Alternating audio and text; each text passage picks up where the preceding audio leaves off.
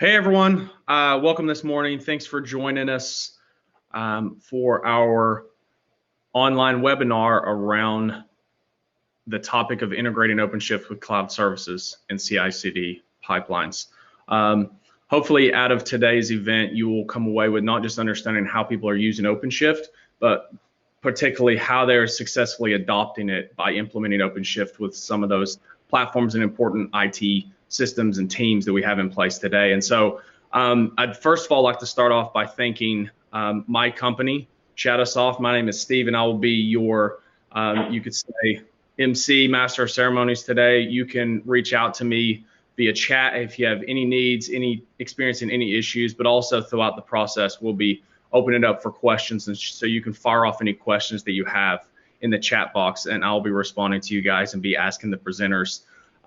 We do want to thank my company, Shadowsoft, and you'll be learning a little bit more about us in a second, as well as Red Hat, who has been playing a huge part in helping us pull together this event today. Red Hat's a big part of who we are and what we do, so we want to thank them for their participation and help in this event. Typically, if I was doing something like this, I'd show you guys where the restrooms and the water fountains are, but we don't have to do that. Hopefully you already know where that is in your house. But sit back and relax. We have a whole group of presenters today. I'll be introducing them right as they are about to present. And you can see their pictures here. We'll show you so you can expect, you can kind of see what to expect from today. But before we move forward, I want to kind of highlight really what the agenda looks like as a whole. And so what you can expect today is we're going to be walking through, first of all, who Shadowsoft really is, and particularly around our services and capabilities and understanding of this concept of the integrating OpenShift and into the ecosystem that we see around it today.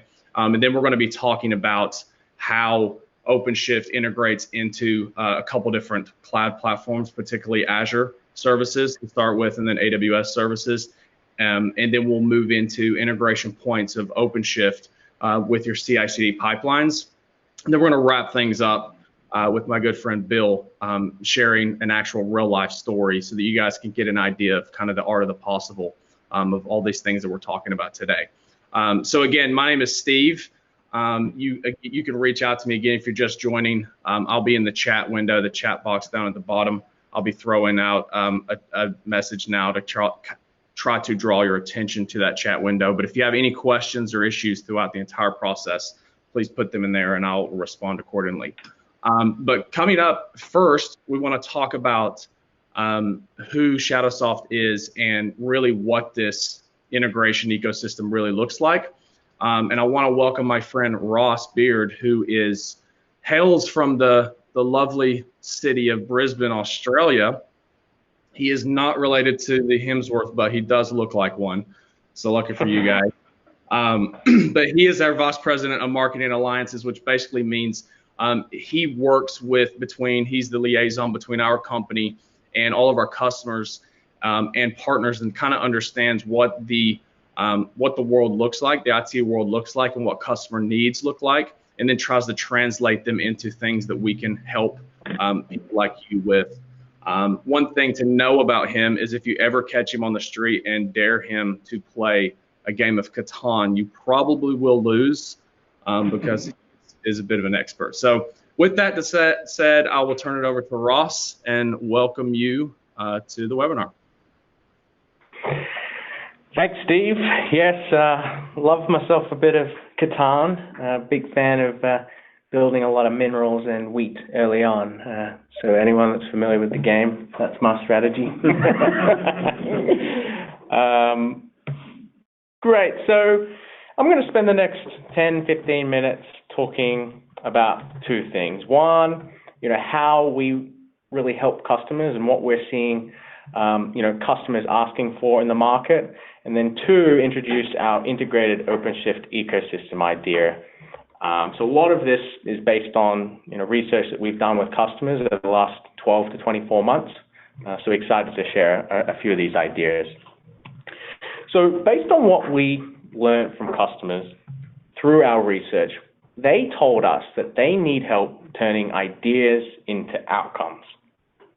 Now, what I mean by that is they've told us they see themselves as a visionary.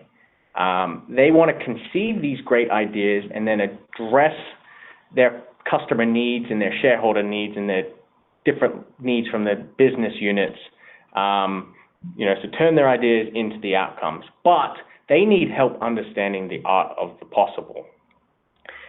And Shadowsoft is seen as a guide. We're seen as a guide to help them co-design solutions to turn those ideas into outcomes. So as a systems integrator, we truly partner with our customers or our visionaries to implement ideas.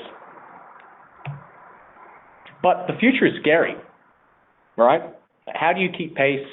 How do you succeed? Are questions that they're constantly asking themselves. And we found that customers can't keep up with the pace of technology change. With the rise and the popularity of open source software, innovation is faster than ever, and the technology stack is more fragmented than ever before. So change is faster, and continuous integration is becoming more and more complex. So these pressures to change are creating a lot of frustration, a lot of anxiety, and a lot of confusion. So customers are uneasy and they're uncertain about the future. The path is unclear and perhaps completely unknown. So I ask you, how do you keep up with this changing technical landscape when you have your day-to-day responsibilities? Enter Shadowsoft. We are your guide to help you navigate the future and turn your ideas into reality. And a core piece of our approach is our certified and experienced engineers. They hold multiple certifications, and specifically since we're talking about Kubernetes and OpenShift today, they hold certs with Red Hat. They hold certs with the Cloud Native Computing Foundation, the Certified Kubernetes Administrator, and the Certified Kubernetes Application Developer. They also hold certs with AWS and Azure.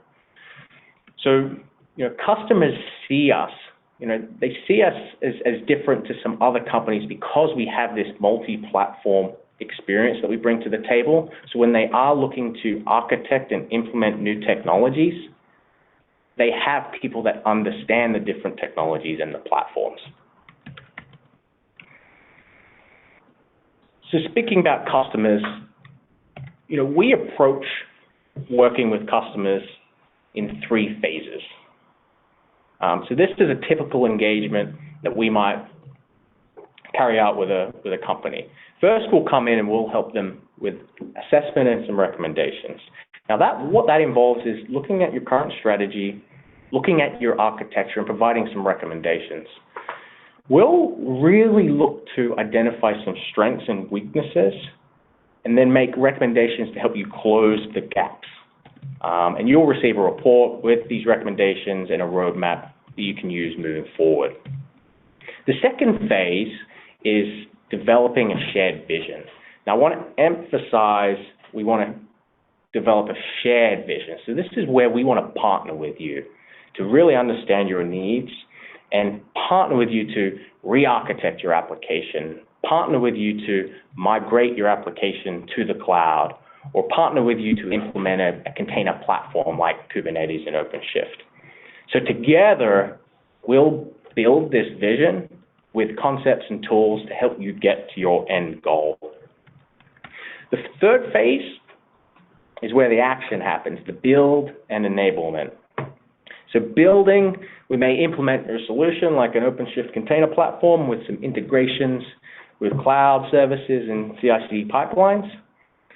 But I want to emphasize the enablement component. I think when we spoke to our customers and we tried to understand why they chose us versus another big consulting firm, what they told us was they appreciate and they see value in the enablement. So we really focus on enabling your team to use, manage the new technologies that we can help you implement, which will help to drive your internal employee adoption of the technologies.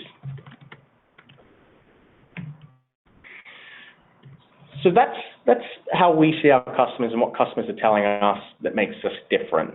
Shifting gears now, I want to introduce our integrated OpenShift ecosystem idea, which is really spawned of a lot of the reasons why we've put together today's event. What we found is container management is hard. Customers are telling us that there's a lot of different technologies out there available to them, but we really see OpenShift as the enterprise-ready Kubernetes platform for companies. And based on our last 20 OpenShift engagements, what we've found is that successful implementations need integration. Now, this integrated OpenShift ecosystem includes 4 corners of integration. We've got your cloud services up on the left. You've got your CI/CD pipelines and your development teams up on the top right. Monitoring, bottom right, and security, bottom left. We're going to go into detail into these 4 integration components in the next 4 slides.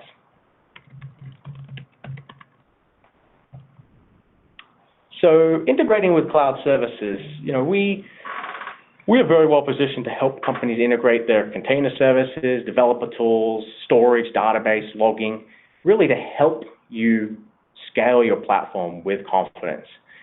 In fact, 2 of the presentations that you're going to listen to today are focused on, this particular integration. So Tim Eck is going to speak to integrating OpenShift with Azure, and Derek Sutherland is going to speak to integrating OpenShift with AWS. The next integration is the CI/CD pipelines. This is really integrating CI/CD teams, the automation teams, development teams, and what we found that if we can integrate with these different people, with their different initiatives, we can then bring OpenShift into their existing development workloads. And here we can integrate with tools like Jenkins, Azure DevOps, and Tecton, which is a part of OpenShift pipelines. Our solution architect, Jimmy Hendricks, will be speaking to this integration today as well. Next up is monitoring. Now, we have partnerships and expertise and relationships with tools and technologies like Dynatrace, Datadog, Instana, SignalFX. And really the key here is that we can help you bring some of that data and that metrics back into your OpenShift platform so that you can automate and make some better decisions. And lastly, security. This isn't all security. What we really focus on in our integrated OpenShift ecosystem is integrating things like secrets management, container security, and access control, really making it easy for you to secure your OpenShift environment. We have partnerships with HashiCorp Vault and Sysdig to help you execute on these initiatives. So in summary, we found customers need integration services to make sure their OpenShift implementation is a success. And what's really important about that integration is working with your existing IT systems and your existing IT teams to make sure that they're on board and they're able to leverage the container platform and the transformative technology. As a company, as a big Red Hat partner for the last 12 years with 4 or 5 years of Kubernetes and OpenShift experience, we're very well positioned to help you with these integration challenges that you may run into. So today, I encourage you to really listen to some of our speakers, to hear some of their ideas about how we are going about helping customers, tackle these particular challenges. On that note, I will pass the mic back over to our MC, Steve. Thank you, Ross. Yeah, I really appreciate you going over that. If you were just joining us, my name is Steve Stewart. I work for a company called Shadowsoft, who is hosting this event today, and I will be acting as the MC, so you can reach out to me via the chat window. I know it's difficult to unmute everyone and let everyone talk, so if you have any questions or concerns throughout the process, please throw them in the chat. I'll also be monitoring that to use to ask the presenters, who you can see at the top, as they present their particular topics, any questions you have about that specific topic. And so throw them in the chat. I'll be monitoring that. Again, thank you to Ross for going over that that ecosystem, and I know the rest of the presentation will be around expanding that in a bit more detail. But without further ado, I do want to introduce our next speaker, who is Tim Eck, a good friend of mine. He actually came from Oklahoma, which I think translation means he spent a lot of his childhood sitting on porches watching tornadoes go through his backyard for fun. I don't recommend it, but it seems to be second nature. But he did not want me to mention that he has spent the last 25 years in a role providing technical thought leadership and helping people with projects from beginning to end in various roles in organizations. And that's exactly what he does here at Shadowsoft as a practice manager, helping our clients through technical projects and helping them really from a technical thought leadership perspective, understanding what's possible and then helping them walk through that. He does, however, want to ultimately hike the Appalachian Trail. So if we get anything out of today, I would love to tie one of you to him to take him on that journey. So in the chat, if you're up for doing this as well, I want to hear from you, and I'll sync you up with Tim. But Tim, now that I committed you to a 6-month hike, I'll turn it over to you. Yeah, thanks, Steve. I appreciate it. Everybody can hear? Just checking with the audience. So I only watch the small tornadoes, not the large ones. So we got to get a category F2 or smaller for me to actually sit on the porch and watch. So thank you, everybody, for joining. I'm going to talk a little bit today about integrating OpenShift with Azure services. So this, just to give you kind of a flavor of what I'm talking about, we don't have a demo. It's not going to get deep into the technical woods, but I want to talk about how OpenShift can be deployed in Azure and best use services within Azure. So I'll talk, so just to outline, I'll overview the OpenShift architecture for those who are new to OpenShift, and I'll tell you what OpenShift brings to the table in Azure. I'll talk about orthogonal services in Azure, a very high-level comparison of AKS and Red Hat OpenShift, just to try to predict some of the questions you might have, looking at a Kubernetes platform in Azure. And I'll talk to a specific use case of integrating Azure AD with OpenShift, and then kind of wrap up with kind of the best use cases, or kind of if I'm a business person, why am I choosing OpenShift in an Azure environment? What are kind of my drivers to choose that technology? So at a very high level, I've presented the architecture for OpenShift. This is a general OpenShift architecture. And what it brings to the table is an enterprise Kubernetes platform that is, kind of an engineered version of the open source Kubernetes platform. And it provides things like cluster services, so monitoring. Showback is for cost management of information on containers. So you can look at cost management and also chargeback for multi-tenancy. It provides in the middle application services, the middleware functions, and independent software vendor applications can be plugged into the platform. And it also presents the developers a good experience where they can, through the development tools, through the portal, and also automated build, CI/CD engine, which I'll talk very briefly about because Jimmy will hit on it in his later presentation, and also an integrated development environment. All right. As part of this also, it provides, it's a Kubernetes platform that's built upon Enterprise Linux or Core OS from Red Hat. And also it provides automated operations. So some of the automated operations you might have are updates for the cluster, for your container hosts, and services running on the cluster. Okay, so that's a high level. We see it as a way to innovate and go to market faster, to provide a platform to accelerate application development, and in that sense also maybe application migration, lift and shift into a containers platform. It's enterprise grade with a lot of security capabilities and a lot of testing you get from the Red Hat environment. It enables DevOps, and we're really pushing towards, the end goal, the nirvana of self-service provisioning.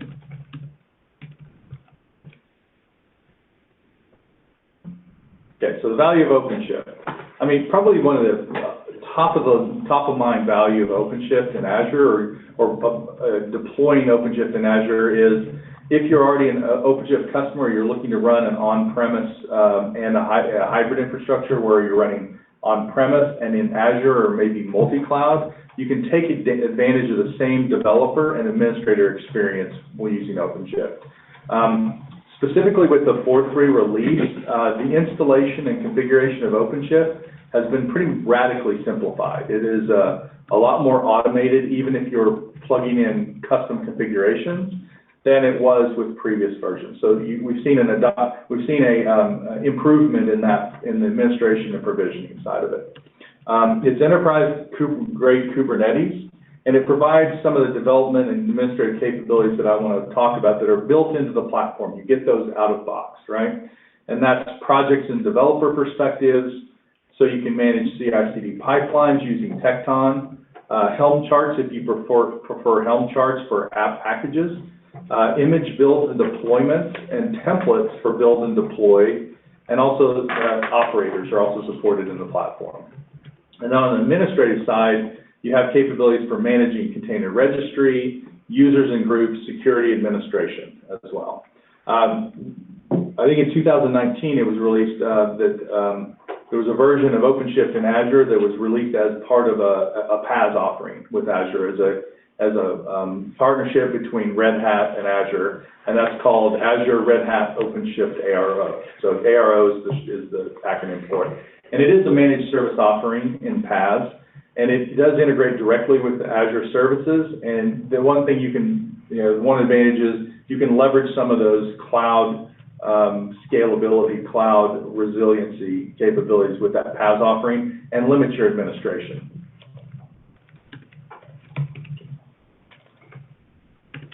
Okay, so the next thing I'm going to talk about orthogonal services. So this is a concept that services are available in Azure in the cloud. They're available adjacent to your Red Hat cluster, right? For example, deploying an application, a containerized application into Red Hat is likely going to need other services in order to provide a complete solution. So services that would likely be added to a microservices application are some kind of persistent storage. So integration with a NoSQL database like Cosmos DB, integration with a SQL, with an Azure SQL database. A lot of times applications, specifically microservices, require really high I/O, so they're going to have a high demand for reads. So that I might want to implement an Azure cache in order to provide very fast access for my applications to data. On the security front, I might be looking for Key Vault for do secrets management, but I'll definitely want an integration, and actually it's required, and I'll walk through this as a use case, to have Active Directory integrated with OpenShift as well. Okay. We've worked with clients before who have already kind of adopted Azure DevOps in their Azure environment, so they already have kind of a DevOps pipeline existing. OpenShift can integrate directly with DevOps and kind of leverage that work that's already been done, although it also has its own CI/CD pipeline, the Tecton, which we'll be talking about later as well. Okay, and very likely there will be an application that needs to access the OpenShift cluster, so there'll be an API gateway integration as well. So the concept here is those services that I need for my solution to work in a complete manner are available in Azure as services, so that I can hook those up. They're adjacent services to my cluster when it's in the cloud in Azure. Okay. I'm going to do a really quick kind of comparison, and this really isn't a dogfight here. This is more of just a conversation about what is the different nature of AKS, or Azure Kubernetes Services, versus Red Hat OpenShift in Azure. So both are PaaS service offerings, and what that gives you is kind of automatic patching, upgrade, repair, disaster recovery. They're kind of built into the platform, right? It's a typical PaaS platform where it's not an IaaS platform where I'm having to do a lot of the low-level administration, right? AKS tends to track a little bit more to pure upstream Kubernetes. So it's more of a pure play implementation of Kubernetes. OpenShift is still built upon open source Kubernetes. However, it's more an opinionated development of the Kubernetes offering, right? And it adds in those additional controls and additional management and development tools, right? So it's enterprise ready with integration directly to Azure services. And we consider it kind of a fast path to production-ready Kubernetes cluster in Azure. So that's how we talk about it. There's also some new capabilities that were in preview last year. I don't know if they're GA at this point, but there's an integration application called Kita, which is Kubernetes-based event-driven autoscaling. That allows you to use this Red Hat OpenShift Kubernetes platform as if it's a function-based environment. So you can enable, let the container scale up and run in a function mode. Event metrics that drive it would be like the length of a Kafka stream or an Azure queue. So that you can have some auto-scaling capabilities in a function-based environment, so it's kind of a private function.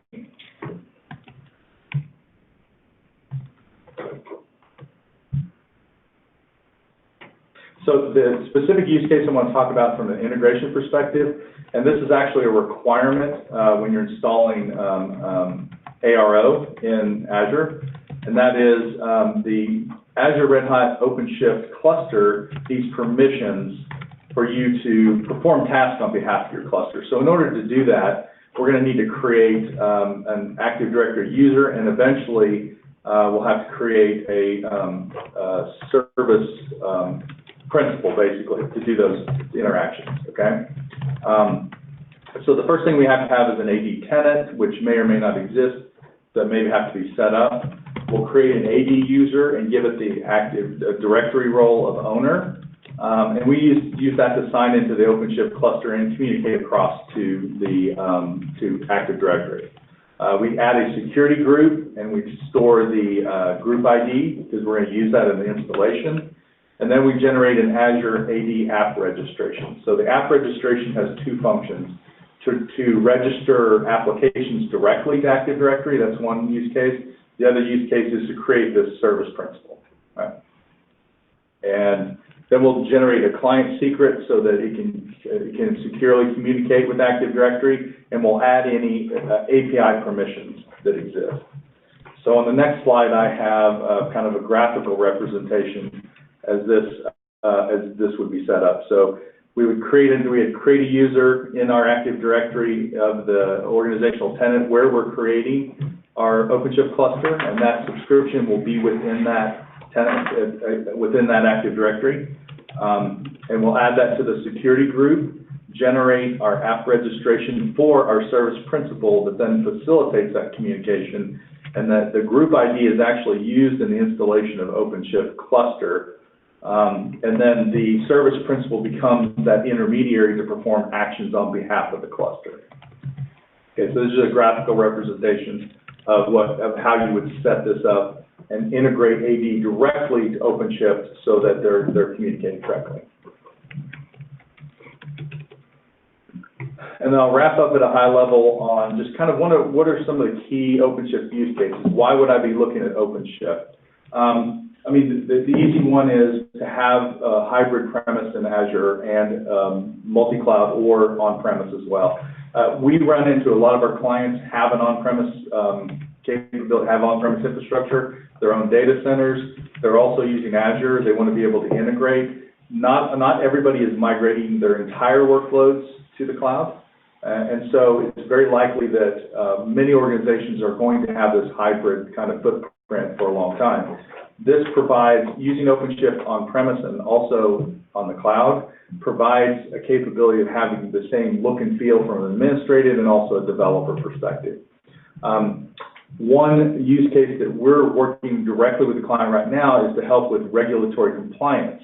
There's some industries that are highly regulated, maybe healthcare, financial industry. They need help with regulatory compliance, and we have a client that had an audit finding that they were actually working with them to do a POC with ARO to remediate that audit finding and run their container containerized application in basically a platform that meets their compliance needs. Okay, and that's a lot of that has to do with you have built-in enterprise security, SE Linux. It can be a little bit more restrictive than other specifically open source Kubernetes installations. There are virtual barriers between the containers. We can sign images, and there's enhanced networking capability. So you get a lot of security capability out of box, and also the ability to have more granular controls to bring your own VPN or your own custom-defined network into the solution. Right? With the enterprise capabilities, we can accelerate migration to Azure. So I talked about OpenShift being kind of that production-ready type platform. Okay. And we have, and there's also a managed service option in Azure. So with ARO, you get PaaS as well in Azure. So you get the power of Kubernetes, but you lower the maintenance overhead and infrastructure of management. And also you can leverage all those orthogonal services in Azure to integrate and enhance the applications. So that's all I have from a high-level overview. I think I've seen some questions beforehand, but. Yes, Steve and I were looking over the questions. It doesn't appear we have any that are pertinent, that are directly correlated. Okay. So one thing I want to hit, and I'll kind of throw out there real quickly. I mean, one of the questions we talk to our clients about is what's the difference between deploying OpenShift myself, as an IaaS in Azure, and what's the difference between using ARO. So the key difference is with an IaaS kind of implementation, I'm going to be handling a lot of the installation configuration at the OS level. I'll need to, set up SSH keys, log into the servers, download the installation files. I might have to configure some YAML files. I'm going to be doing patching updates myself. With an ARO installation, you also leverage the PaaS capabilities of it being automatically updated, patching, so you kind of reduce some of them. What you would generally get from a PaaS solution, you reduce some of that maintenance and overhead.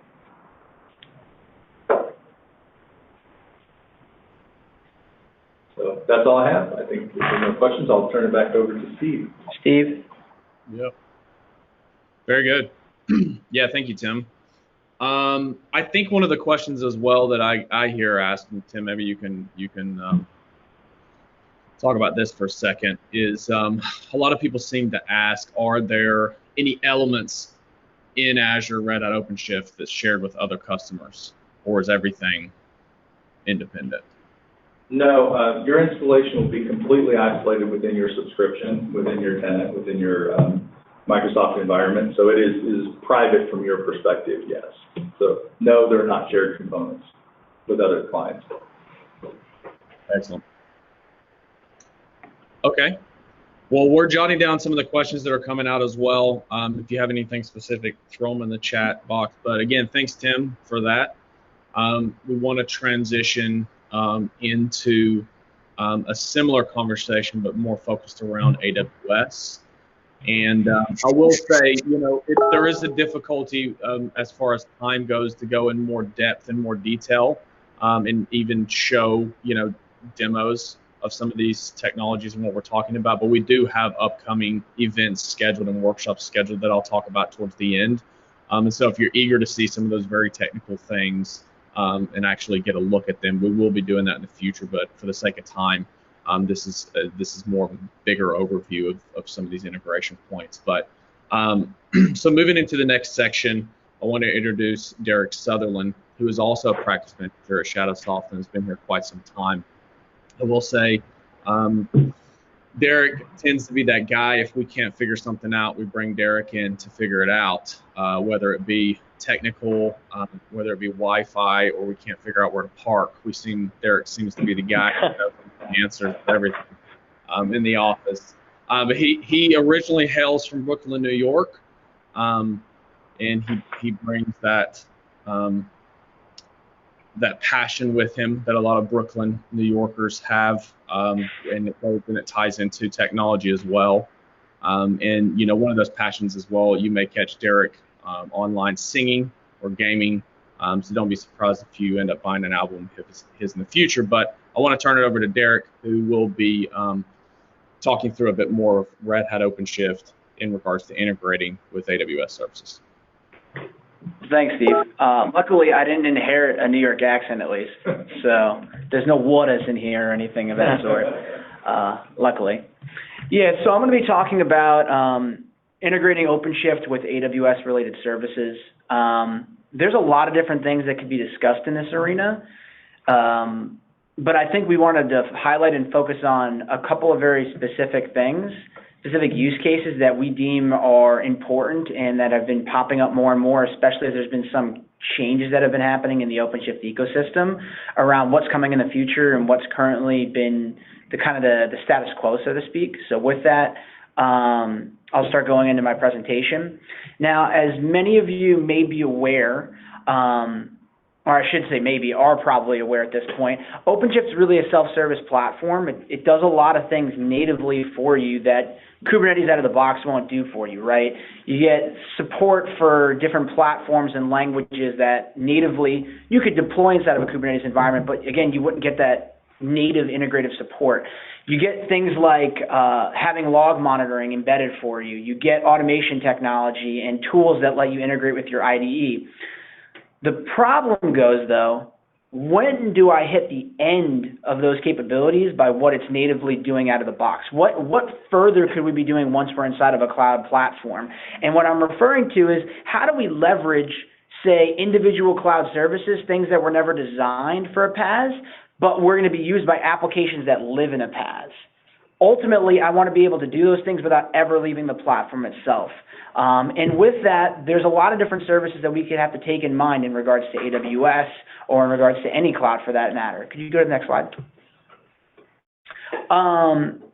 With AWS, there's over 127 different or 175 different services, and it covers everything from user authentication systems like AWS Cognito to relational databases to non-relational databases. I don't really need to go into the specifics of all the different components that are out there. Everyone knows literally there's a myriad of tools that you could be using. The reality, though, is you're going to build and deliver your application and deploy it inside of OpenShift, but OpenShift may want to leverage, or the applications at least deployed in OpenShift, may want to leverage something that wasn't built in OpenShift. It might want to leverage a database that's external to it. It might want to leverage some external third-party application that's built inside of a different system. It may want to leverage a unique service for doing routing capabilities or things like that. With that, AWS, along with multiple other organizations, partnered up to build what's called, next slide please, the Open Service Broker API. This was the standard in or around 2016, which got built. But again, a myriad of different groups to go, hey, we want to have one API set that's being driven around the capabilities of making a seamless CRUD operation, create, read, update, and delete, for how I spin out new services and then bind to those services inside of a third-party platform. In this case, that third-party platform being OpenShift, right? So how do I, from OpenShift, spin out a system like RDS or build out a DNS route in Route 53 and then get that information funneled back into OpenShift? Next slide, please. So with that, we have service brokers. Service brokers, again, are built around the idea of the Open Service Broker API, which was partnered by all these organizations. Its purpose is to essentially fetch a catalog of available back-end services that are available in any cloud environment. Now, this is a standard API reference, so in other words, if it were Azure, it would look the same to some degree, and if it's AWS, it looks the same. This is the way it's traditionally been done, though. Essentially, you're given a list of different services that you can provision or deprovision inside of OpenShift, and then using those services once they're provisioned, you can then see, hey, this is the information that was created alongside of that. For example, if I created a RDS instance, I go back to that because it's an easy reference, right? What's the username and password that was created at the initial creation time, and how does that then get shared secretly with the applications that are then deployed inside of OpenShift? All that becomes feasible and possible via OpenShift and via service brokers. Next slide, please. And so with that, we have this AWS Service Broker interface. that, again, from looking from a visual standpoint, allows you to spin out essentially CloudFormation templates for different types of resources inside of your cloud provider. And it could be one or multiple resources that you're spinning out. There are some gotchas about this, though. Next slide, please. You do get the benefit of being able to slash out these services as they see fit. But again, this is built in 2016 around maybe OpenShift 3.7 or 3.8, and it's been pretty native ever since. There was a unique issue, or I shouldn't say issue, but limitation as there was to this capability, though, because it was built around a simplified API that wanted to support all cloud providers. And that's really, next slide, please, how we can only support day one operations because of the usage of CRUD. For example, things you can't do on a basic CRUD operation is you wouldn't be able to say, list the snapshots of an EC2 instance and then spin up another EC2 instance based off said snapshot, right? The only thing you could do is streamline the process of creating and really deleting and some minor updates of those resources. Something else you couldn't do is if that resource were to be changed inside of that cloud provider, if someone were to log into AWS and go, I'm going to make this little tweak here, there's nothing to feed that information automatically back to the service broker built inside of these platforms. So this was a bit of a limitation that existed. So while this limitation was being existed and being explored and numerous options for how it could be, improved upon were being put out there, Kubernetes operators really started to come into the landscape. And Kubernetes operators really are designed around a controller and around custom resource definitions. Now, controllers essentially are a piece of software you're going to design or implement with either Helm, Ansible, or Go, essentially. And there's a myriad of them that already exist that essentially are responsible for installing some subcomponent. An example of this could be if you have a storage subsystem, like if you wanted to install Ceph for your storage, there's an operator that would go alongside of that, right? That would say, hey, I'm going to figure out where the storage is supposed to go. I'm going to monitor it for changes and then pull those changes back in. And it's going to create a custom resource definition that's associated with those objects so those changes can be funneled. The benefit of these types of things is you get to look at what is the resource definition define in regards to more than just traditional CRUD operations, right? What can we make changes to that go outside the traditional object that a service broker can provide? Next slide, please. So Red Hat then decided that they were going to create what's called the Operator Hub along with some other organizations. And the Operator Hub is a centralized platform where you could have a ton of different integrations for a myriad of different things. Again, going back to maybe the storage example or say a monitoring system, like if you wanted to pull in an APM solution. This is essentially how you install all these additional subservices into OpenShift or into Kubernetes in regards to how you can feed this back into the regular OpenShift open source environment. Next slide, please. So the AWS Service Operator pretty much came next. And the AWS Service Operator essentially is being made at the same time as the service broker is in existence. And this is where things get a little bit interesting inside of the community. There's actually two different groups that are maintaining these two open source projects. The service broker group is still maintaining and still adding features, but they're starting to really slow down and ramp down time as they're noticing more and more people are tending to shift to the service operator. The reason for this being, again, that the service broker was really designed for day one operations, but it does day one operations really, really, really well. The service operator component of it is in the process of being worked on, and so it can handle day one and day two operations, but it's maybe not as smooth and streamlined operated as the service broker traditionally was in the past because this is kind of a newer technology that's being fleshed out right now. Essentially, as of, I believe it was August of 2019 is when they started to refactor the service broker, AWS service broker that is, to include more of the features that were native to the service broker and pull them back into the service operator. So you're going to see a lot more headway get made here to support day two and even day three operations. So looking at the benefits and limitations, I mean, ultimately it's not cross-cloud standardized, meaning that what AWS is doing from a service operator perspective, though it's OpenShift and Kubernetes native, it's not native to, say Azure per se, right? So what you have to build out for each service provider has to be unique to those. There's no one given API to work for them all. That's the only real limitation. The other thing to take into consideration is this is something very new.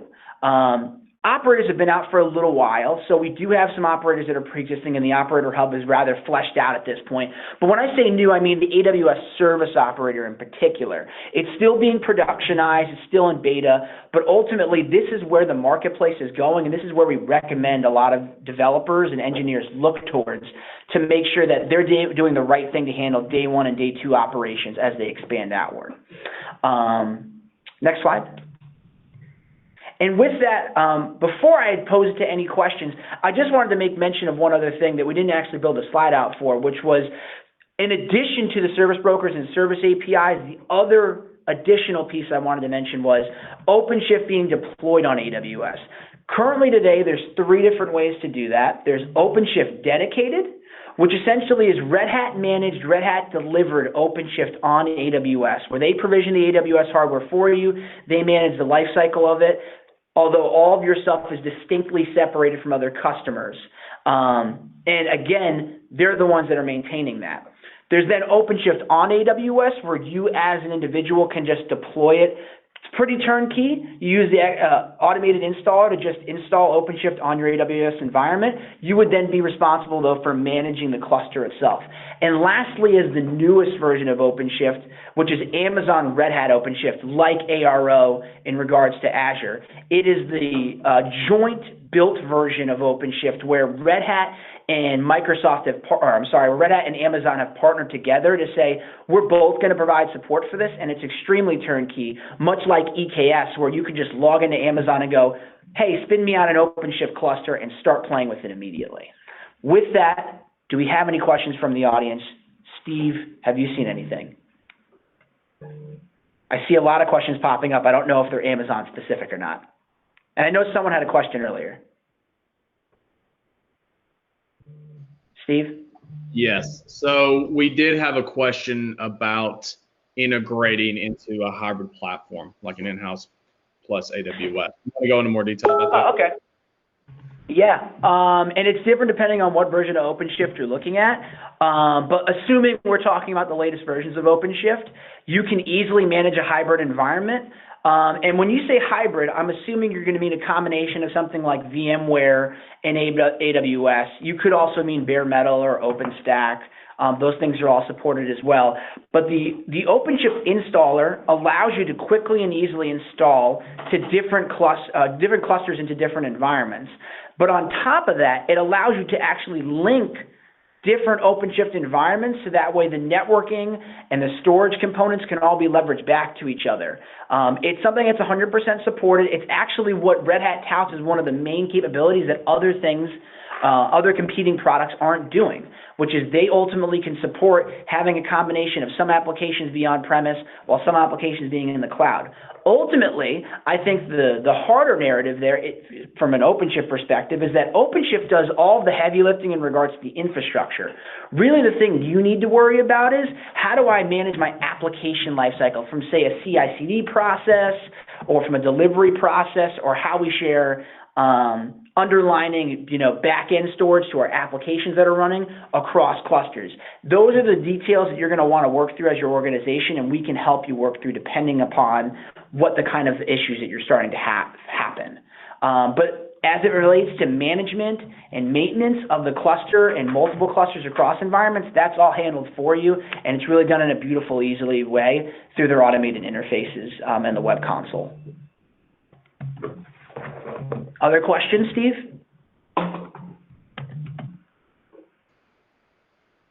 I'm not seeing anything in particular. I'm scrolling through a little bit to see if I saw anything. It looks like there's questions that are coming up about the next section. I see things about Tecton and things in here. So with that, maybe we want to turn it over to the next section.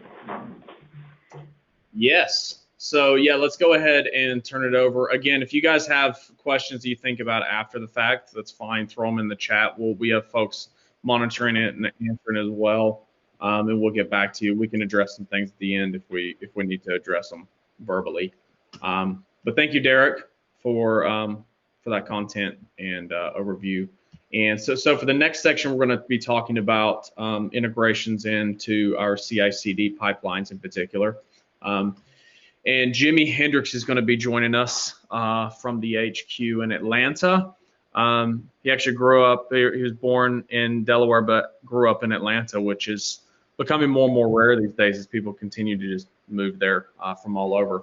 But he's a Red Hat solution architect for Shadowsoft, which basically means he's a resident Red Hat SME and also kind of acts as a liaison between Red Hat as an organization and Shadowsoft as an organization. So he's almost like half and half between us.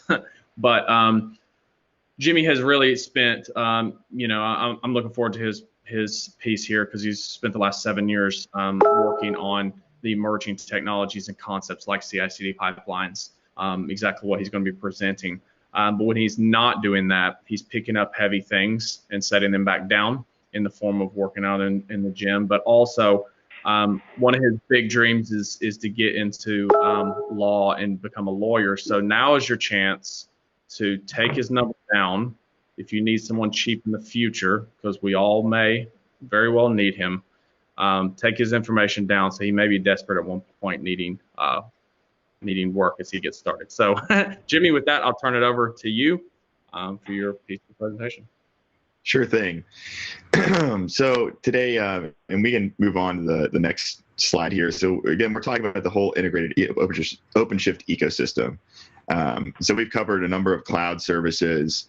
We haven't covered the other two sections of security and monitoring, but again, we're talking about integrations, right? So one of the most major integrations for many organizations and critical to their software delivery process is CI/CD. And here we really want to talk about how we're integrating, CI/CD processes and pipelines, handling repository and image management, and how we're getting artifacts, into OpenShift to help streamline and automate our development workflows. Thankfully, Red Hat has built out a number of plugins and easy integration pathways and also native features in OpenShift, especially in OpenShift 4, to make this process considerably more streamlined and easy for organizations to get up to speed and up and running with either pre-existing or brand new CI/CD processes. So that we can move next slide here. So I think it's important to kind of recap, what CI/CD is for most organizations. So CI/CD is the backbone of the DevOps tool chain, as it's commonly called within the community. And what CI/CD is, it's just a method to frequently deliver apps to customers and end users by introducing automation into each stage of application development and lifecycle. The main concepts that are attributed around CI/CD are continuous integration, continuous delivery, and continuous deployment, which we'll kind of briefly cover the separation between those worlds. Basically, it's providing a solution to the problems of integrating and delivering new code and solving those problems that it can cause for development and operations teams, otherwise known as integration hell. So what does CI/CD mean? With continuous integration, or CI for short, it's just a software development practice wherein each change in code triggers an automated build and test sequence for any given project, providing feedback to those developers or even operations personnel who made the change. The entire CI feedback loop should run in about less than 10 minutes on average and by suggested best measure. Building upon that, though, going a step further is continuous delivery, which includes infrastructure provisioning and deployment. And this process can be partially manual and consist of multiple stages, like developer approvals. What's important is that these processes are fully automated throughout that, and with each fully logged and visible reporting back to the team that's in charge of the software delivery. And then building even a step further beyond that, going full automation end-to-end, is continuous deployment. So again, it's step up from a continuous delivery in which every change in the source code is automatically built, tested, and deployed to the production automatically without any manual approval or explicit approval from a developer within the chain there. So specifically recapping here, CI/CD introduces ongoing automation and continuous monitoring throughout the lifecycle of applications, from integration and testing phases to delivery and eventual deployment to production. And when you're taking these together, these connected practices and tools are often referred to as the CI/CD pipeline, and are supported by the development and operations teams working together, whether they're in a DevOps or an SRE approach. Next slide. So going even further beyond that, I think it's important to define what a pipeline is here, because I think that's really going to be the core focus of integration for most organizations. And so again, that CI/CD pipe helps you automate the steps in your software delivery process, such as initiating code builds, running those automated tests, deploying to a staging or production environment. Really, the important thing here is that all this automation within the pipeline and CI/CD process helps remove manual human errors, provides a standardized development feedback loop, and enables fast product iterations. So basically, the aim small, miss small kind of concept, where we're making fast product iterations, we can deliver updates and patches more continually. And also, if there's any errors in the code or some bug or something like that, it's a smaller error, and therefore we can treat it much more quickly. There's a couple elements within the CI/CD pipeline. Most commonly within organizations, there's a source stage where we're triggering a pipeline run by some sort of change in the source code repository. So again, that change in code triggers a notification to whatever CI/CD tool you may be using. That'd be Jenkins, Bamboo, Azure DevOps, so on, and it runs that corresponding pipeline. There's also things that can be automatically scheduled, and also manual user-initiated workflows against the pipeline. More critical stages moving on beyond that would be the build stage, where we're combining and compiling source code and its dependencies to build a runnable instance of our application, right? So the programs that are written in things like Java, C, C++, or Go have to be compiled first during the build stage, whereas things like Ruby, Python, and JavaScript programs work without this build stage step. But regardless of the language, cloud-native software is typically deployed with Docker or Kubernetes, in which case this stage of the CI/CD pipeline builds the Docker or cryo container images to test and be ready for deployment. And then moving on to the test stage. So this is where we may introduce third-party tools, or we may have a dedicated test server like a Selenium to run regressive testing and so on. In this phase, we're going to run those automated tests to validate the correctness of our code, the behavior of our product, the stability of it overall. And this just acts as a safety net to prevent easily reproducible bugs from reaching end users in production. So usually when a test fails in this, developers or whoever's within the team who's in charge of the software deployment is going to be notified of any failures to the tests and logs associated with that. And then finally, the end stage here are deploy stages. So once we have that built, tested, and runnable instance of our application and code that has passed all those predefined tests, we're ready to deploy it to production or staging in some instances. And there's usually multiple deploy environments, again, like staging or beta, or full-on production for end users. Next slide.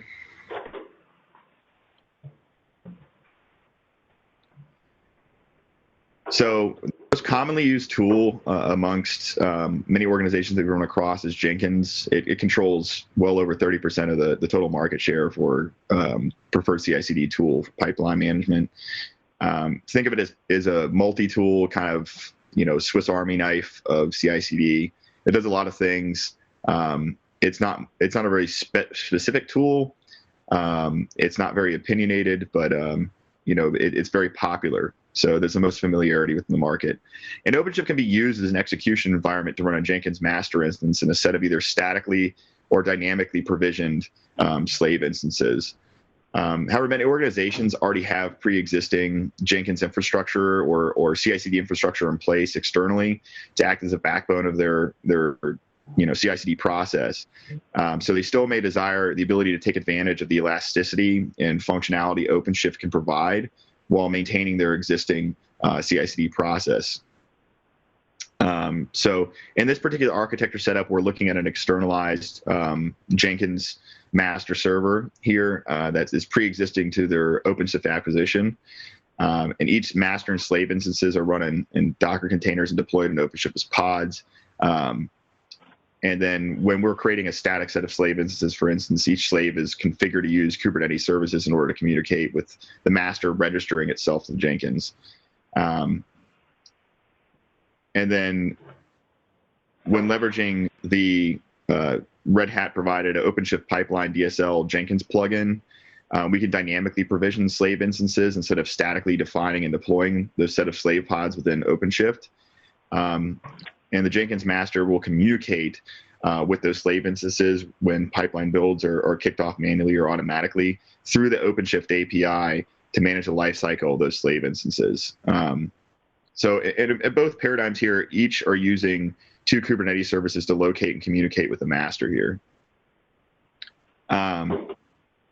So again, typically that process looks like source control with automated builds from code commits through maybe a webhook or a manual deploy. We'll go to the Jenkins master, which will send tasks out to the build, build and test servers that are the slaves, and eventually a test server like a Selenium, for example. And then if they pass, the build and test stages, they'll be deployed to production server with test and build reports sent back to the developers. In a containerized environment, like we're looking at here, again, typically a Git webhook or manual deploy will be the first step, which triggers a creation of a slave pod, which then triggers a build within OpenShift. And then we're pushing the built image up to maybe our Docker image registry, our integrated image registry within OpenShift, or some sort of external image registry that we have set up outside of OpenShift. And then we'll be pulling an image down from the registry to trigger a rolling update within OpenShift once it's been built and tested, and deploying to the new app pods in the form of a rolling update. Next slide.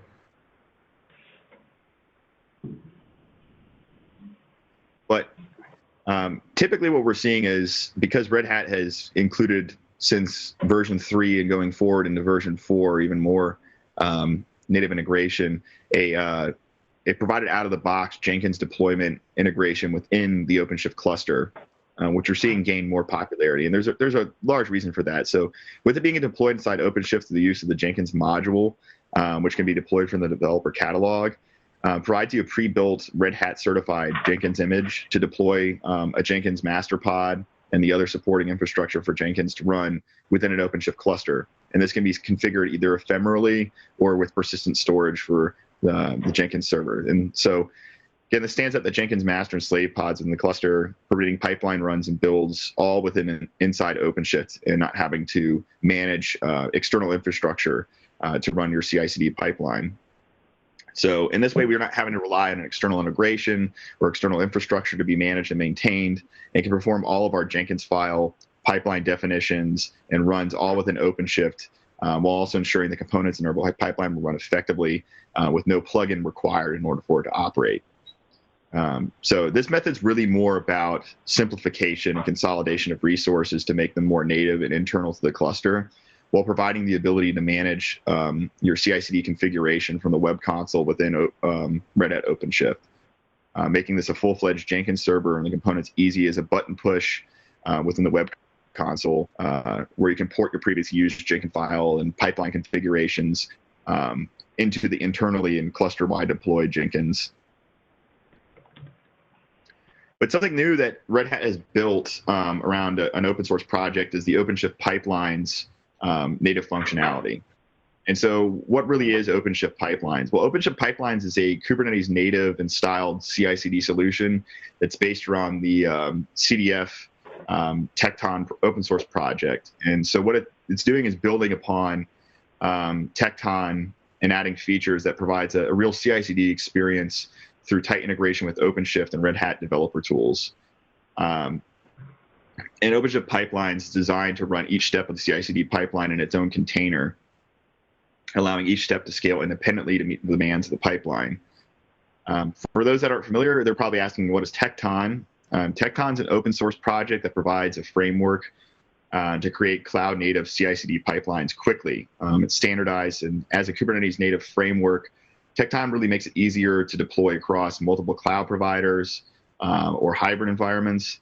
And by leveraging the custom resource definition, or CRD, function here in Kubernetes, Tecton uses the Kubernetes control plane, or OpenShift control plane here in this instance, to run those pipeline tasks. So by using standard industry specifications, Tecton will work well with existing CI/CD tools such as Jenkins, Jenkins, Scaffold, Knative, and so on.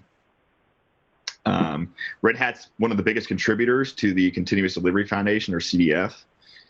So they're very heavily involved with the development of this project, which means the integration and functionality here within OpenShift is going to be very tight to the platform. But features that it provides you is things like artifact management, where you can store, manage, and secure your artifacts. The Tecton pipelines work well with other third-party tools that you're bringing into your tool chain here. Deployment pipelines that are designed to support complex workflows, including rollouts across multiple environments, canary rollouts, or blue-green deployments, along with manual approvals within that chain of tasks, and then providing a log of results where you can get insights into test and build results through the series of logs that are part of a built-in result store API.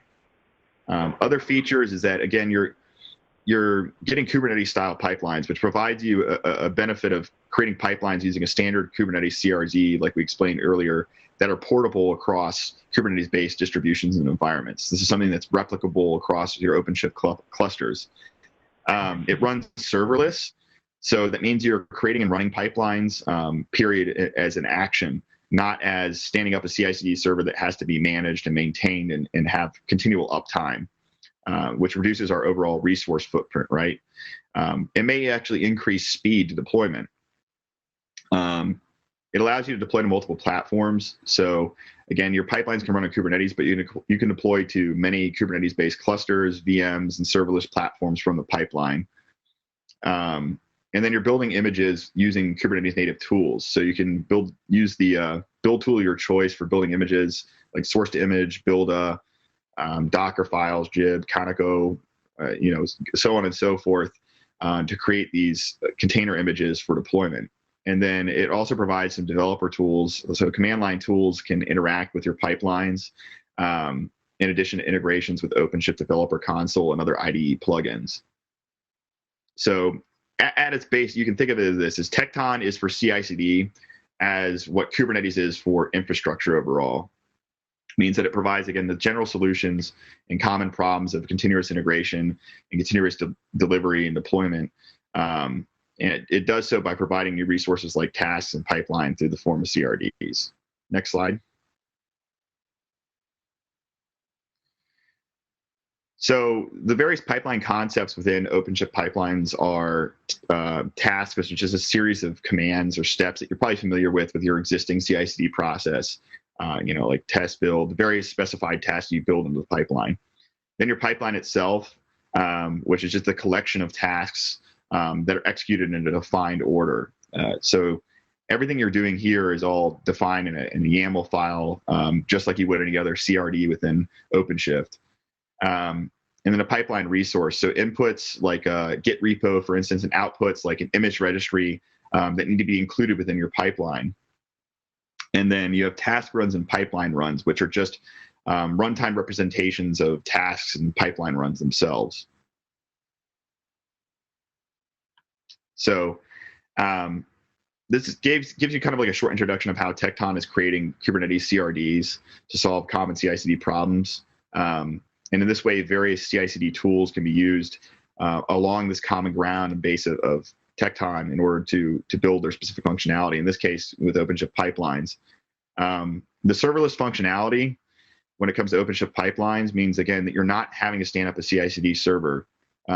It's running all the time, waiting for new builds, taking up resources, taxing the infrastructure that you're already running OpenShift on top of. The Tecton CRD controllers that are running inside the Kubernetes control plane are just waiting on whatever automated Git events or so on to create the pods necessary for handling the pipeline, and then deleting itself as it completes tasks, and then completely deleting all the pods that are involved with your pipeline once those pipeline runs have finished successfully or unsuccessfully. And then the other advantage with having a serverless setup like this and leveraging a Kubernetes native style CI/CD is that you have unlimited scaling with Kubernetes. So for each pipeline run, a new pod is created for each task. And so again, that scalability is only limited by the Kubernetes cluster resources or namespace quotas within OpenShift. So there's no more waiting for free spots of workers or issues with block pipelines here. And again, all the configuration is done in YAML. So all your definitions for tasks, your pipelines, your pipeline resources are all done in YAML. So that's becoming more popular across multiple technologies, which means that if your developers or operations personnel have used YAML in some way, shape, or form, whether that be Ansible or within even OpenShift, you're going to be familiar and be able to do this very quickly and easily and adopt it. And then there's a lot of questions that usually stem around from running old pipelines or Jenkins files. So you won't be able to use or convert an old Jenkins pipeline definition without rethinking the workflow, because this is kind of a newer approach to CI/CD. There's a conversion guide for taking an example Jenkins file and converting it to Tekton and OpenShift pipelines that's available on Red Hat. But you're going to have to adjust your CI/CD workflow and probably redefine it if you're leveraging OpenShift pipelines. But there's a number of advantages beyond that. And despite OpenShift pipelines being more opinionated and specific than Jenkins, it could be said that today we really don't need a big one-stop shop multi-tool classic like Jenkins really any longer. We're really able to develop specialized applications faster than ever with leveraging platforms like OpenShift, especially in containerized environments here. And we want small tools, microservices made to solve those specific tasks using specific workflows.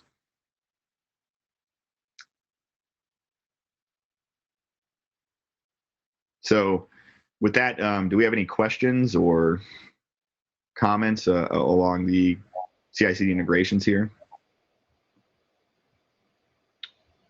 Yeah, if there's any questions, feel free to throw them in the chat. And hopefully you guys are learning just as much from the chat box as you are the presentations. There's some good stuff coming out. I did want to hit one thing, Jimmy, while we give people a second. Maybe there's a lot of people out there that are already using Jenkins pipelines and considering a move to an OpenShift pipeline.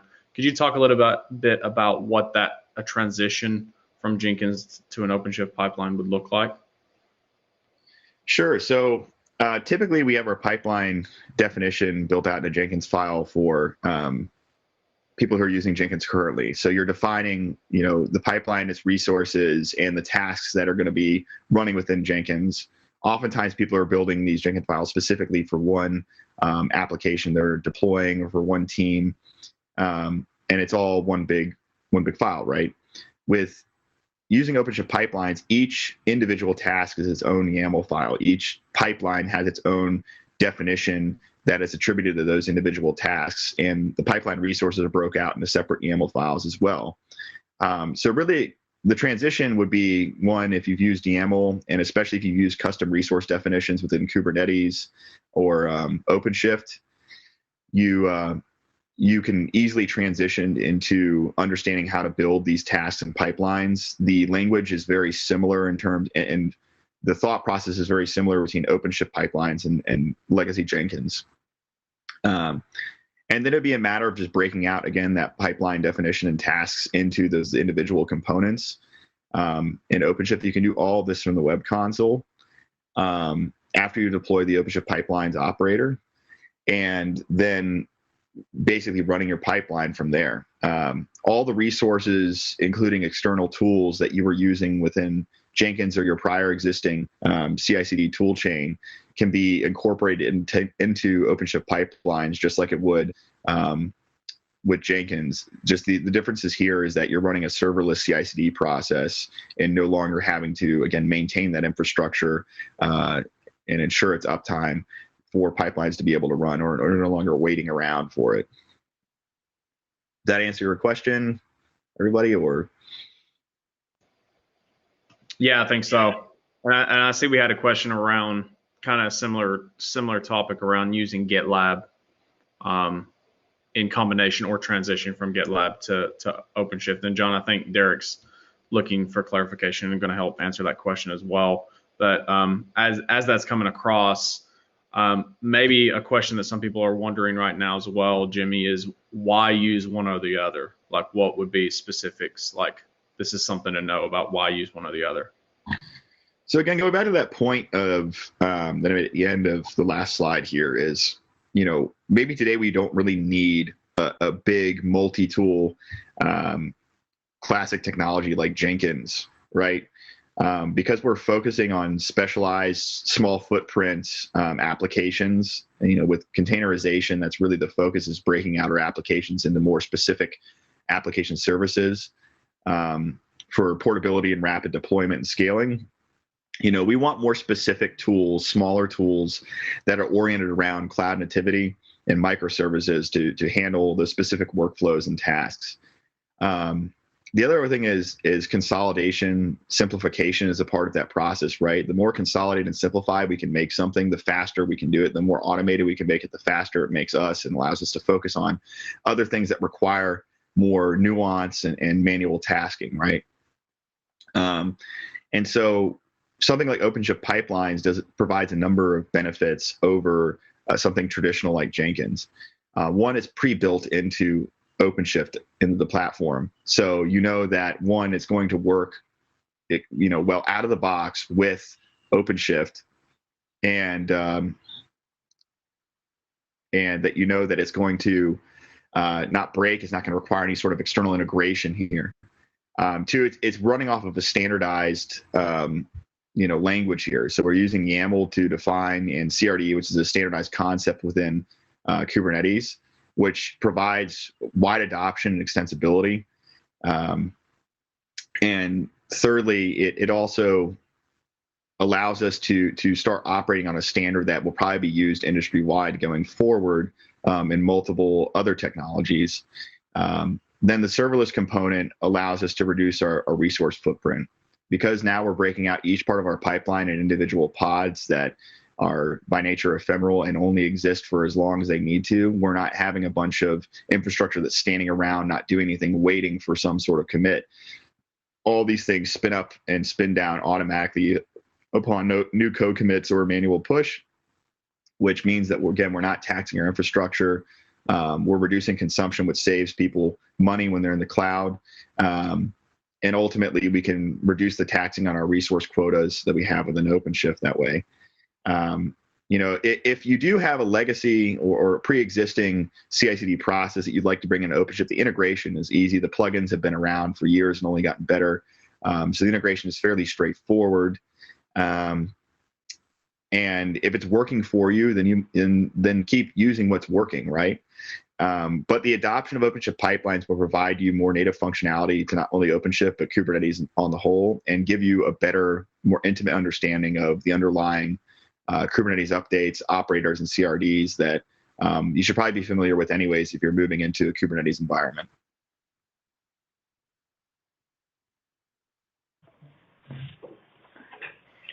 Very good, thank you. So to answer, go ahead, Steve. Go.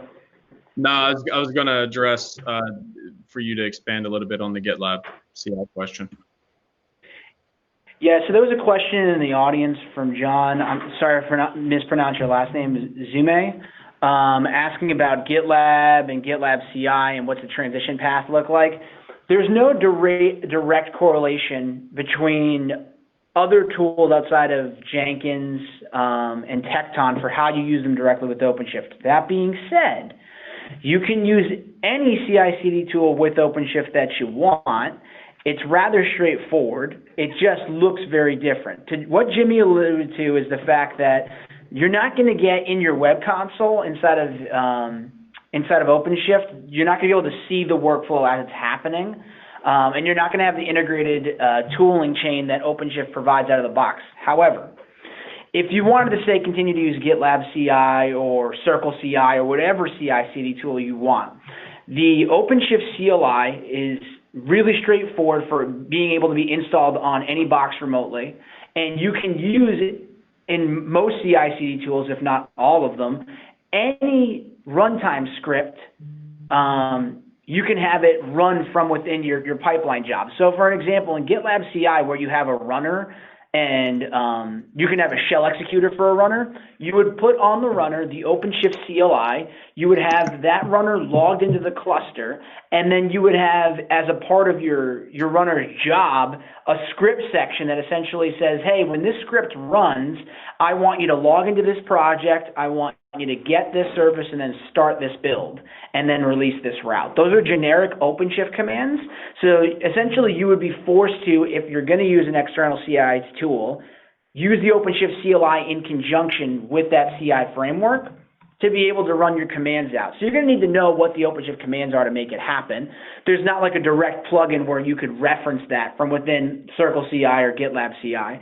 But ultimately, you can easily write a script out that'll make this work. We've seen this done numerous times, and it essentially what it boils down to, though, to answer your question, can I take my current CI/CD jobs from GitLab CI and use it with OpenShift? No. Can I still use GitLab CI? Yes. With some caveats on how you would be using it by leveraging the OpenShift CLI. I hope that answers your question. If it doesn't, please write in the comments and I'll try and answer it further. Great, thanks, Eric. Yep. Cool. Well, thanks again, Jimmy, as well, for that section. We will have a short Q&A at the very end. But we're coming up on the last segment. Steve, you cut out. We can't hear you. Sorry, can you not hear me? We couldn't hear you for a minute. No. Well, yeah, so we're going to be having a short Q&A at the very end. So if you guys have any questions, specific questions, we'll be taking them.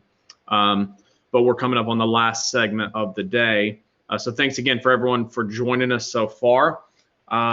So as far as the last section or the segment goes, we want to share a real life success story of how someone actually followed some of these principles or some of these concepts and successfully implemented OpenShift and integrated it into their existing environment and what that kind of looked like, not from a slide deck, from a real world perspective. And so I want to introduce the life of the party, Bill Hayden, who will be joining us. He hails from Tampa, but grew up in Kentucky, so don't come at him with any other college basketball teams but the Wildcats.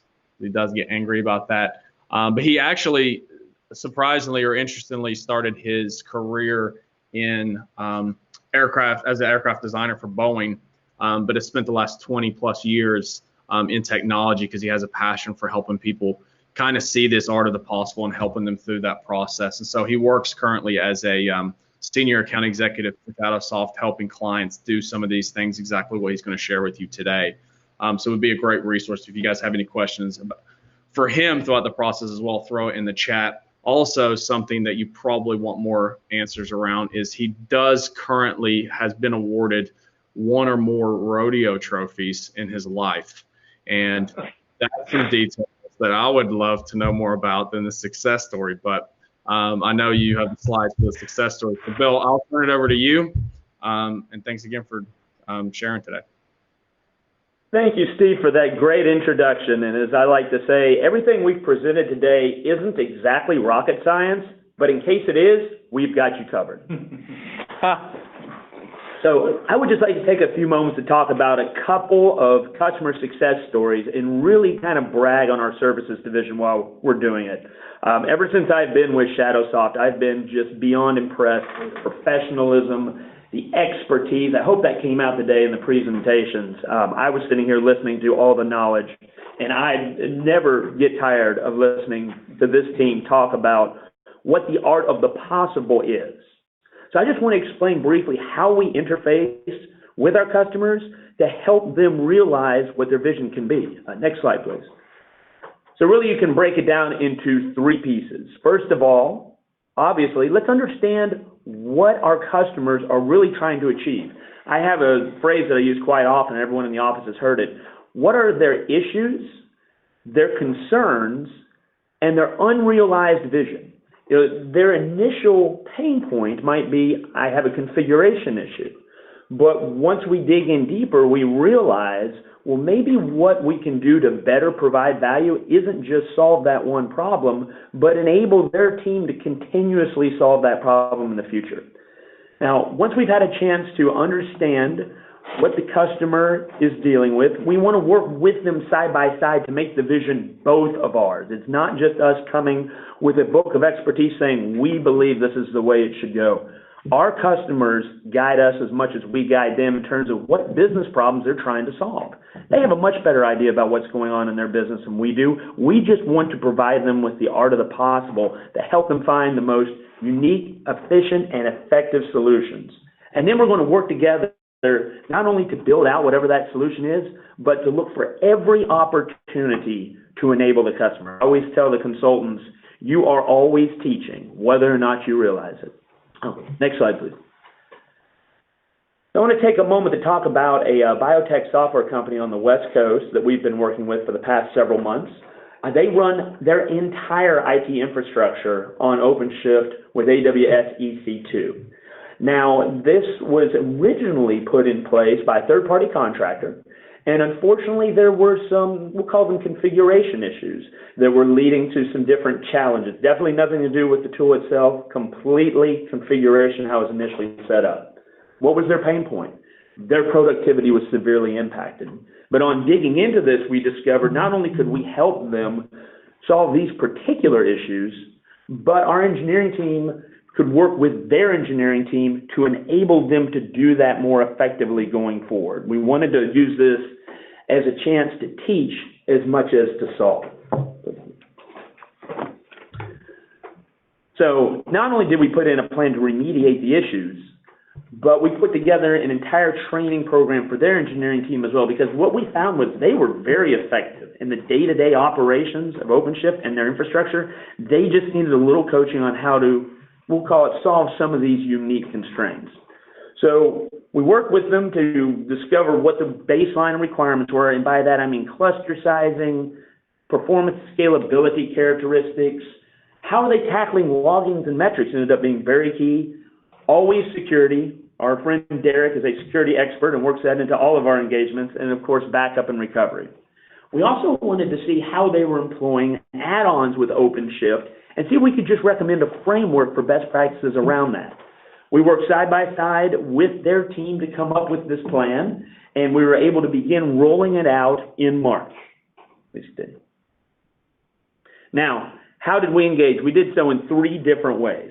First, they did have issues regarding the configuration that we really needed to help them troubleshoot.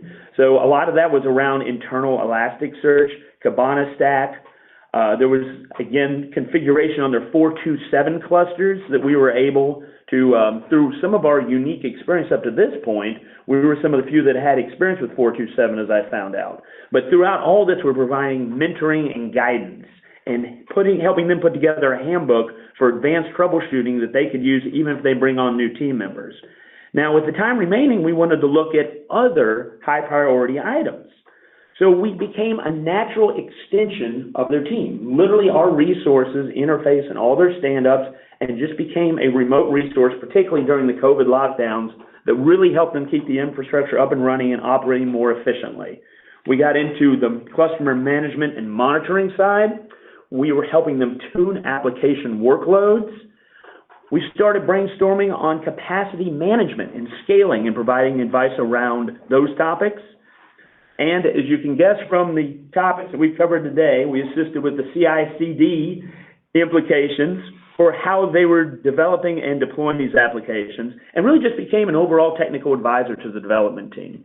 Not only did the resources integrated with the team do this, they were able to leverage our layer of practice managers, of which all are in the room with me today, that have a high level of expertise. We like to say that once you engage one of our resources, you truly engage our entire team. Now, we weren't done there. We wanted to find ways we could even further improve their effectiveness and their efficiency. And just a couple of examples, and by no means is this an exhaustive list. Integrated cluster logging for multiple clusters is something they had not been able to achieve, and we helped them brainstorm solutions around those topics. And then the VictorOps integration with Slack as well for error notification. And we're continuing to work with them on ways that they can improve, ways that they can really increase the productivity, the efficiency and resiliency of their infrastructure, and the overall reduction in the time to market. Now, one other example I'd like to share, and this one much shorter, slightly different problem set, is the issue of PCI compliance. We're seeing this a lot with our e-commerce companies, particularly as they look towards the cloud for different solutions to their problems. In this case, it was an online giving platform for nonprofits. And as part of their overall plan for PCI Level 1 compliance, they shared with us some of their auditing reports, and we jointly put together a plan with Red Hat to take them to Azure Red Hat on OpenShift, or ARO. But they had to be certain that their application not only would operate, but scale and perform as well. So we worked side by side with them to lay out a plan for the proof of concept, the full migration, and even discuss with them how they could tackle the performance engineering, performance testing aspects of that to ensure that they can meet the expected volumes as well as achieve full PCI Level 1 compliance. So again, a little bit shorter example, but hopefully both of these have illustrated how we walk through these three steps and really jointly own the solutions we recommend with our customers, enable them so they can go on to bigger and better things. Now, do we have any questions on any of those examples? Yeah. Nope. Leave it to the non-technical guy not to draw any questions. Okay, thank you so much for your time. With that, I'm going to turn it back to Steve to talk about our upcoming workshops. Thanks, Bill. Yeah, and I'll give it a second as well. If anyone has any last-minute questions, we're coming at the end of the webinar, and so wanted to share a couple quick things of upcoming interest that a lot of people have been talking about in the chat and sending us messages. So I would say two things that I feel Shadowsoft is really passionate about. One is education. We're born out of an open source, the open source community, and we love collaborating and educating people on concepts and methods and technologies out there. And so just like events like today, we do this to help give back to the community that's given so much to us. And so I know there's been a lot of people asking about more technical deep dives, and we have exactly that upcoming. We have some workshops that will go into more detail from a technical perspective, focused on some of these concepts that we reviewed today, OpenShift on Azure, OpenShift on AWS, and CI/CD with OpenShift. Those are three workshops that we have in the books that we will be sending you guys out information via email after this concludes. And that'll be the opportunity for you guys to see these technologies and these concepts in action via demos, and also have actual hands-on labs and workshops to work on during the process, and have our guys be around to help you through that. And so we're going to be sending out this recording of this webinar along with information about these three workshops so that you guys are aware of what's coming up and how to register. If you want to get a fast pass to getting a part of these workshops, or even help expedite the need, if we see a need to push these workshops up, they're going to be in the next 6 to 8 weeks. You can fire off in the chat that you want them quick, and we'll if there's enough people that want that, then we can pull something together sooner. But we'll send you guys the information about that following the conclusion of this event. But the second thing I would think, and if you want to go to the next slide, is our contact information. So one thing of being here for the last 10 years at Shadowsoft, the other thing we're passionate about is I would say most people that work at Shadowsoft, particularly all of the technical guys that we have, are true engineers, just like many of you on this, which means that they're problem solvers. They get up in the morning looking for problems to fix, and they don't stop till they do. And in the last 10 years that I've been here, I think I can think of one problem that someone had brought to us that we couldn't fix, and it involved wildlife chewing through Ethernet cables that connected data centers. So like we don't handle wildlife. That's not something we do. But outside of that, our guys have been pretty successful in tackling some of these really tough problems. And so if any of you out there, maybe you're trying to figure out a container management platform, or you've chosen OpenShift and you need some help to from a thought leadership perspective, even a consultation perspective of someone to help talk through these integration points, or you're having a problem that you've brought in multiple people and they can't seem to fix. This is our contact information. I encourage you to reach out. Our guys would give it a shot, and they're pretty honest of whether or not they can help or not. But I kind of put them on the spot, challenge them to find a problem that they can't fix, because I haven't seen it yet. But I want to thank my company, Shadowsoft, and Red Hat as well, for sponsoring and participating today. I want to thank all the speakers, Tim, Jimmy, Derek, Ross, and Bill, for your contributions. And I want to thank everyone for joining us for the last hour and a half, talking through these concepts, and participating today. Hope everyone stays safe and healthy out there. We will be sending this information out again via email to all the email addresses that you guys registered for the event with, and it'll have the information about the upcoming workshops. It'll have this recording in it as well if you want to forward it on to other people within your organization, or if you want to contact us, here's the contact information, jot it down, and you can send us an email or give us a call. And one of these fine folk will get back to you. But again, thank you everyone for joining us today. Thank you for all the participation from Shadowsoft. Thank you for the sponsorship of Red Hat. Hope everyone stays safe, and we'll see you guys soon.